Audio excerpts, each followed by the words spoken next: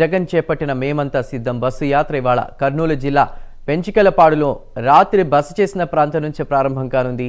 ఈ యాత్రలో భాగంగా వైఎస్ జగన్మోహన్ రెడ్డి ఉదయం 9 గంటలకు పెంచికలపాడు నుంచి రామచంద్రాపురం, కోడుమూరు, హంద్రి, కైరబడి, గోనెగండ్ల మీదుగా రాళ్లదొడ్డి చేరుకుంటారు.